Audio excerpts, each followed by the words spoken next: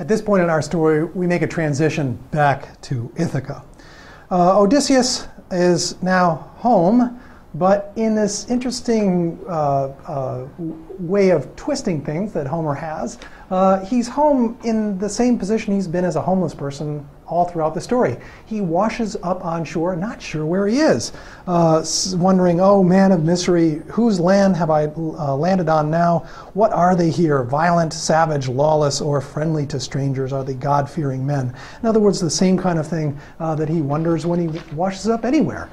He's just not sure where he is. He functionally has no name. He's trying to figure his way. Reminds us a lot of what's happened to Odysseus in the earlier adventures.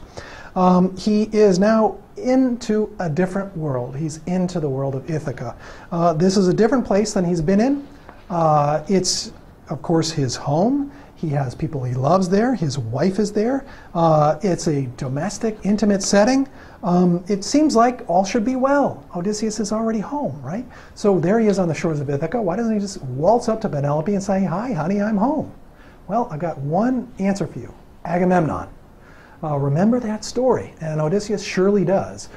Things are trouble. You're just not sure what's going on. Be careful when you get home. Odysseus is definitely going to be careful when he gets there.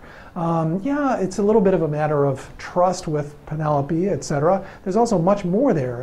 Odysseus realizes that whatever situation he's running into is bound to be very complex. He has to get some information about it and figure out what's happening. We're also going to find that Penelope is doing the same thing. These two great figures, Penelope and Odysseus, are interestingly in Homer's Odyssey characterized by the same verb. In Greek, there's a verb that means to weave, and it's used for things like plots and plans and schemes. So when Odysseus is making his plots and plans, he does the weaving. Well, guess what Penelope is famously known for in her story? She is indeed a skilled master weaver. They both do the same thing incredibly skillfully. And we're going to see that there's a lot going on in Penelope's wider world. We'll spend a lot of time in the coming 12 books talking about Penelope's world. Everything that Odysseus has learned in his adventures, all the skills that he's had in terms of social connections, in terms of his strength and his wits, all of them he's going to have to put to use in this next set of challenges on the shores of Ithaca. In pacing, there are different parts of the story, 1 through 12. We're all over the place, to the underworld and back to the most exotic places on the surface of the earth. All the last of the remaining books, the last 12 books, the second half of it, we're all in one spot. We're in Ithaca.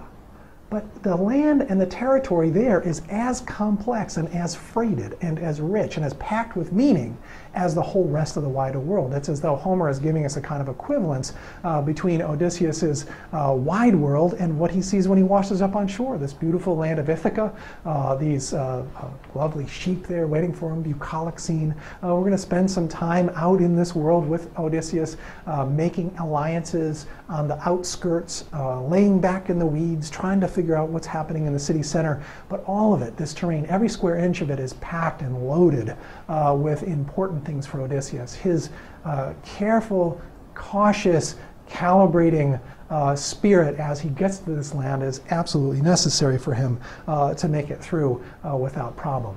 Now, I thought we'd take a look at Ithaca in this schematic, obviously, kind of map, as a way to kind of drive home some of the pieces of what this territory is all about.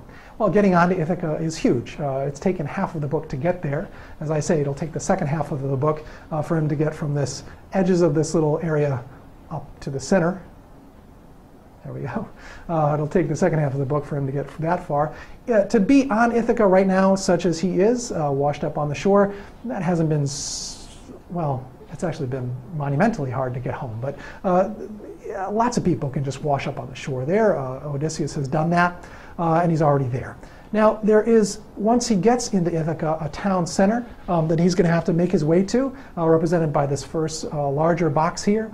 The town center is something that belongs to the people of Ithaca. He'll be recognized there as a stranger, someone who doesn't quite belong, but it's perfectly okay for strangers to walk into a town. They can just expect some conversation. To go a little bit further inward, there is going to be a aule. This is the representation here of the large box. This is the outer courtyard of Odysseus's house.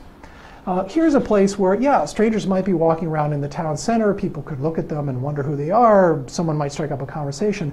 Once someone comes into this aule, Odysseus's courtyard, then they're surely going to have a conversation. Surely a stranger may well walk in there, a messenger, someone from a foreign king, someone who wants to make contact with the household. But if a person walks into that space, they are definitely going to have a conversation. Who are you? What can I do for you? What are you doing here? Okay, that's going to surely show up when we get to the aule. Going a little bit further inside, there are the interior rooms of the house. This is the oikos, the next square inside of our nest of squares. The oikos, the inner rooms of the house. This is the place where Penelope is in charge. That is her area and her turf. To make it into that space requires something much more than just a curiosity on the part of the visitor. I'd like to knock on the door and see if they'll have me in. Pretty much anyone could do that and make it into the aule. But to make it into the oikos, the more inner rooms of the house, is going to be more of a challenge. That requires an invitation. Penelope has to say it's okay for a person to make it to that next step. These could be friends of the family, someone that the people who live in the house are interested in talking to. Penelope may want to gather some information from someone who she hasn't been introduced to yet, but she's willing to make a family connection with that person. That person could come into the oikos.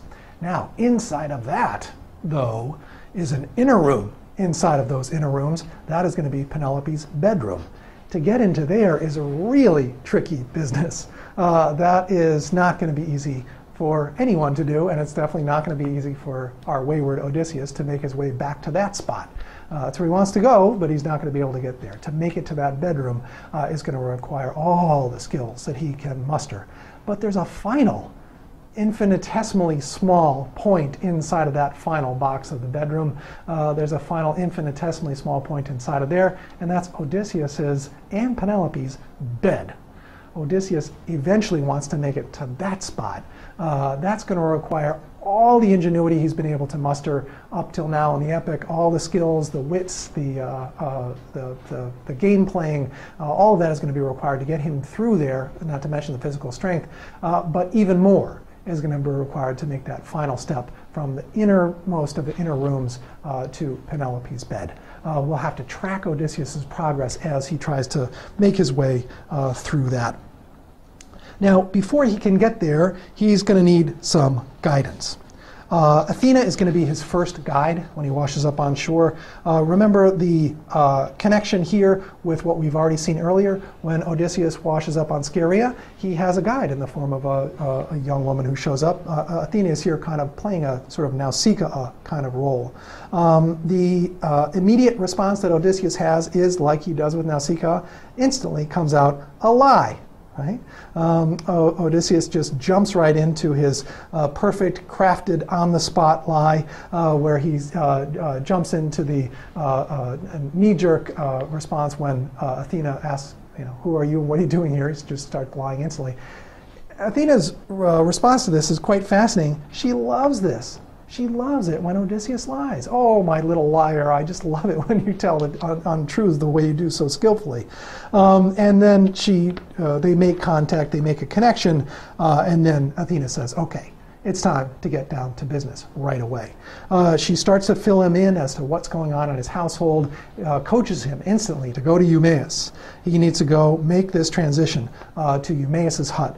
It's there that he can make an anchoring spot for himself and have a kind of beachhead in this new foreign strange land of his own home and try to gain his strength, gain information, and find his way into what he's going to eventually try to do, which is get his way into the inside, the innermost points in his own house. But that's going to take some more time. We're going to see Odysseus being Odysseus in the next pieces of the story. He's going to be making connections with people, making social connections. He's going to be lying all over the place, and he's going to be incredibly effective at working his way in to this next set of challenges.